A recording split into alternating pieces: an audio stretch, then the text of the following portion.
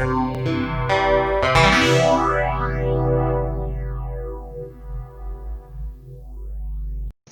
welcome to our last session on the Five Skandhas. Today we're going to be looking at Sanskara. So before we do that, we're just going to have a quick recap of the last few weeks. So in the first week, we had an overview of the Five Skandhas. We had Rupa, which translates as form, Vijnana, which is consciousness, Samya, perception, Vedana, which we did last week, a feeling tone, and Samskara, which is volition. With Rupa, we saw we had the four elements of earth, water, fire, and air, and part of Rupa is also the 6 bases of sense: so eye, ear, nose, tongue, body, and mind. So that's all part of Rupa. And then we went on to look at consciousness, and we saw in Buddhism there's 6 consciousnesses, one for each of the senses, obviously mind being a sense. As we're saying again, mind in Buddhism is a translation of chitta, so it can also mean heart, so it covers our thoughts and our emotions. We then looked at perception and the qualities or classifications of perception as samya. So we looked that there were 6 types related to the 6 bases and their consciousnesses. We saw that our perceptions can be accurate or inaccurate, clear or unclear, without characteristics, and our perceptions can be related to each of the 3 realms of existence. And then last week we looked at Vedana, which is feeling or hedonic tone, that every experience is either pleasant, unpleasant, or neutral. So that brings us nicely on to Sanskara. So can be translated as volition or sometimes formation. And it's based on our response, unsurprisingly, to the 6 senses. There's a theme running through all of the skandhas of the 6 senses. So let's have a look at Sanskara and its meaning a bit more. So it's usually translated as volition. It can sometimes be translated as will. And interestingly, I've seen it translated as impulse. So I'm going to be using the word volition because I think it kind of is an accurate translation, but it also has a meaning of formation. Some of you may also have come across the word Sanskara in terms of the 12 links of conditionality that we see around the wheel of life. And it's the second link. So the first link is, using the pictures, is a man with a stick, which is ignorance. And upon ignorance arises Sanskara, or in this case, karma formations. And there's an image of a potter with a wheel creating a pot. So it also has the connotation of the law of karma working. So it has these 2 things. So it almost has a sense of our actions in the past being our karma formations. Karma, the way we talk about technically karma vipaka, which is karma means action, vipaka means result. So we can see samskara in terms of formations as a result of our past actions. But in terms of the 5 skandhas, it's much more to do with this meaning of volition, of will, of impulse. Excuse me. So if we can have the next slide up, we can look at volition or Sanskara a bit more.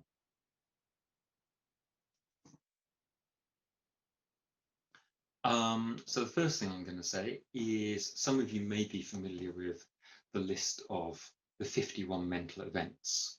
Bhante Sangha has written a book, Know Your Mind, that covers this, and Subhuti's also written a book and given a number of talks on the subject as well.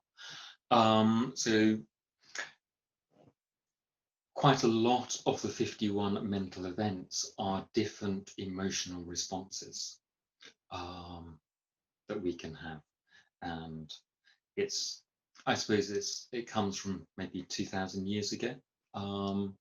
So it gives us a little bit of historical perspective on what was important to the Buddhist brethren 2000 years ago in terms of the emotions they were working with. I suspect these days we'll probably come up with a different list. So we can think of Sanskara as an emotional response to Vedana. So we saw last week that our Vedana can be pleasant, unpleasant, or neutral.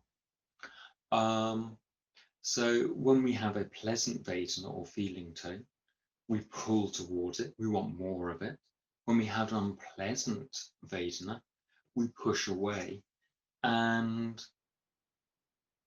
when we have a neutral Vedana, we look for something less boring. Well, that's the way I tend to think of it. So sometimes when we start a meditation in the lead-in, the settling in session, we look at feeling tone and we try to just feel the feeling tone, acknowledge the feeling tone as it were, without this push-pull response. But generally in everyday life, we do pull towards the pleasant. And even if the pleasant has ended, we kind of grasp after it in the future, hoping it will arise. We push away the unpleasant, and even if the unpleasant has faded away, we still probably are on guard to try to stop having the unpleasant experience in the future. And as I said, the way I kind of think of neutral Vedana is boring. Okay, thank you. With neutral Vedana, it reminds me, I think it's actually one of the harder ones to deal with. It's harder just to stay with neutral Vedana. I'm reminded of an experiment that they did a few years ago in America.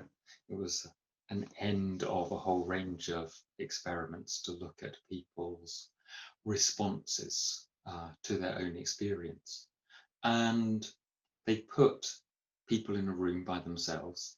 It wasn't for that long. I think it may be like 20, 30 minutes. And the empty room, nothing in it. And they just said, here's a chair. And we just want you to sit and be with your experience. In case your experience gets too much, there's a hole in the wall there, and you can put your finger in the hole and you'll get an electric shock. It was surprising the number of people who put their finger in the wall because they couldn't stay with their neutral Vedana or with their experience. So they wanted something else instead. I think one person shot themselves over 1,000 times in that short space of time because they couldn't be with that experience just as it is. So yeah, so we have this push-pull, finding something else response to Vedana. So with Sanskara, we're looking really at the level of conditionality of ethics. So we saw last week, we can see the law of conditionality, Praticca Samuppada, working on a number of different levels. So we can see it working on the kind of physical world, on the biological world, on, if you like, how our mind works. We then also have this volitional or ethical level of conditionality. I don't want to go into a exposition of workings of the law of karma. I know on the Colchester Buddhist Centre YouTube channel there are some talks on karma and rebirth. So if you want to know more about karma, then we can look at that. But I do want to kind of maybe classify our ethical actions, our volitions in two types. So we're probably familiar with our ethics can be skillful or unskillful, ethical or unethical. And within that, we also have two ways of kind of classifying them. So we can have weighty volitions. An example of an unskillful weighty volition would be some form of act of violence. In terms of a weighty, skillful, ethical volition, it may be the work that we try to do, particularly when we first start meditating and creating a regular meditation practice, a deeper experience of meditation, spontaneous acts of selflessness, and so on. The other way we can look at our volitions, our sanskaras, our ethical behavior, is habitual. And most of our volitions are, I think, by nature habitual. I think most of our lives are lived out very habitually. So we find ourselves in the same situation again and again, and our response is usually the same, whether that's skillful or unskillful, or may even be quite neutral response. So there's within the skandhas, though the skandhas are just seen as 5 heats, there's also a sequence of conditionality. There's a chain. So we start with our sense input. So we maybe get a visual sense. Maybe there's we see someone, and through the visual sense, there's a sense consciousness that registers. The light goes through our eyes onto the retina, and there's a consciousness of a sense input. And then we saw, based on the sense consciousness, we have the perception. And perception is very much comparing what we know to what we're sensing. So we go, it may be there's someone we quite like, it's a friend of ours. So upon that perception, a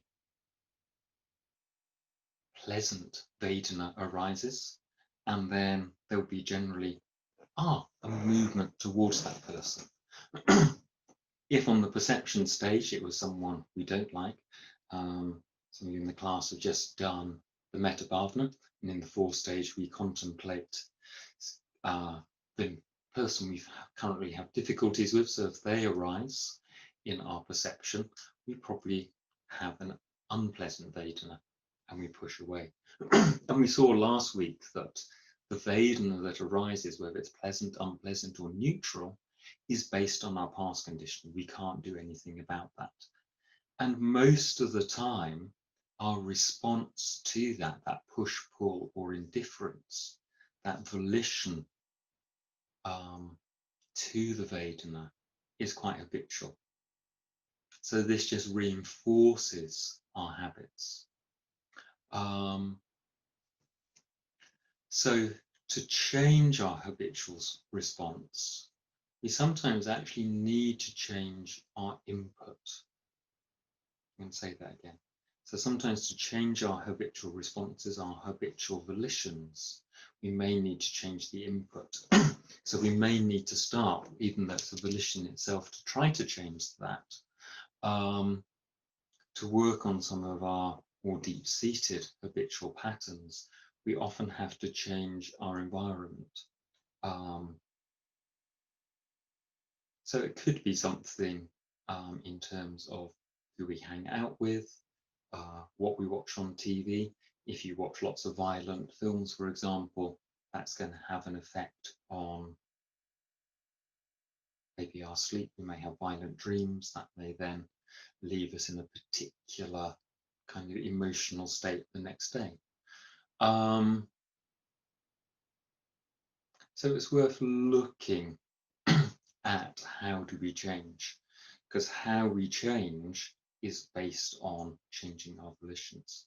And sometimes it's easier said than done to just say, oh, I'm not going to do that behavior anymore, because there's a momentum. I sometimes think with our habits, they're like water channels,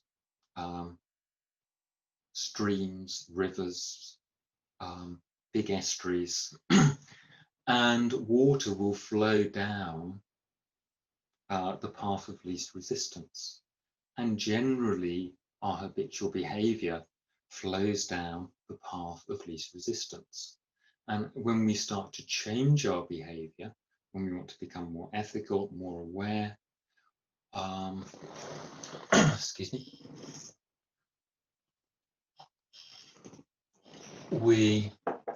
it takes a certain amount of energy.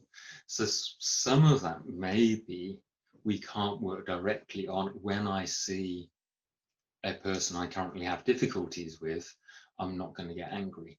It may be at times we need to do something like the development of loving kindness and avoid that person until we can work with our experience a bit better. So it's worth thinking about that.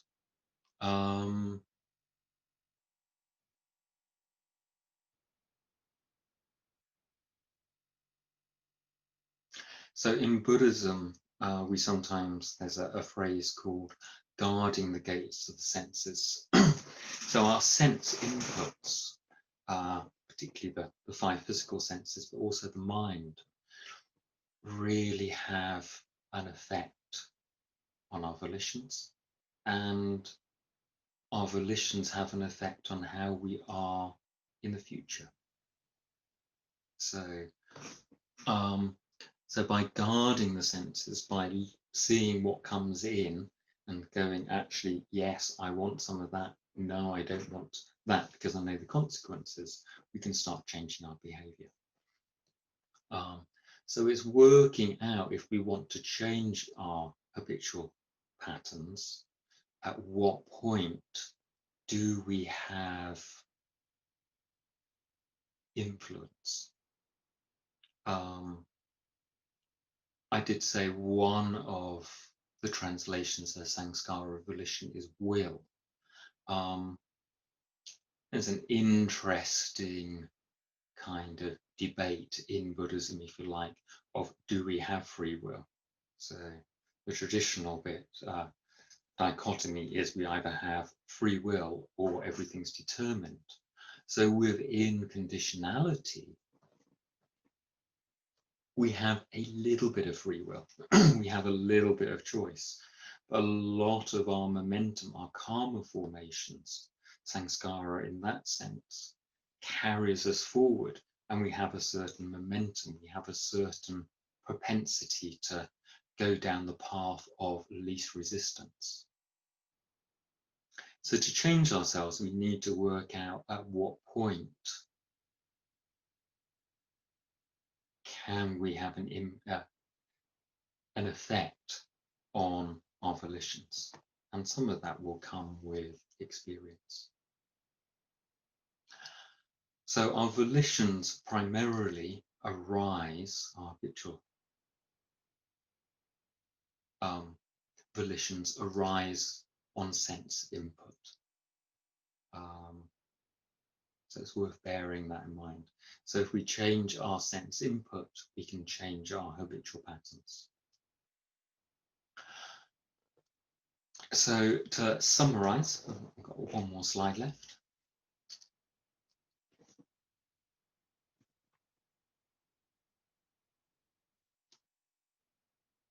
So Sanskaras is both our habitual response to our lives as well as our ethical actions, which can be either skillful or unskillful. And we're working on the karmic level of conditionality. Okay, good. So that's the fifth of the skandhas. So the theme of the whole 5 sessions is the 5 skandhas and their conditioned nature. So we've gone through each of the 5 skandhas and have seen that each of them is conditioned.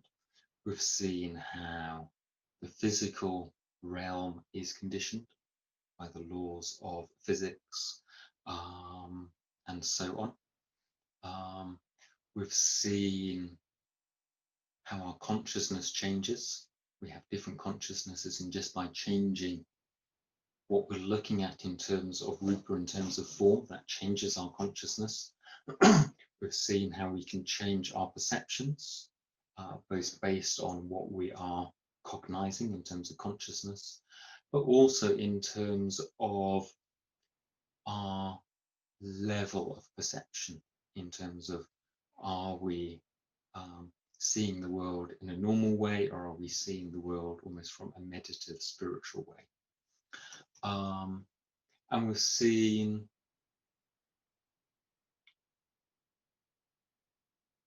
that our Vedana, our response to our perceptions, that feeling tone, hedonic tone of experiencing pleasant, painful, or neutral, is based on our past conditioning. And we've now seen that our Sanskaras, our volitions, are also conditioned.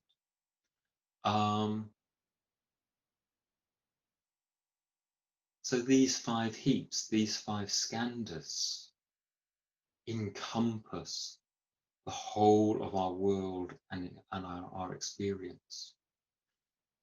So if we've seen that they're conditioned, we see they're impermanent.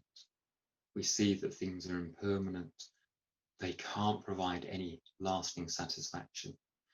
And also, if we've seen that the skandhas are conditioned, we also have a sense that they're empty of any fixed, unchanging nature. So that brings us back to how we started the series with the verses from the Heart Sutra. We're at the start of the Heart Sutra, the heart of the perfection of wisdom, Avalokiteshvara, the Bodhisattva of compassion, says, when he meditated deeply, saw the emptiness of all 5 skandhas and sundered the bonds of suffering. So by continuing our exploration of the 5 skandhas, of their conditioned nature, and by conditioned we also mean empty of an unchanging self or unchanging phenomena nature, then we too can sunder the bonds that cause us suffering in a way that is synonymous with nirvana, with awakening, with the experience of freedom that the Buddha had. So I'll leave you with that thought.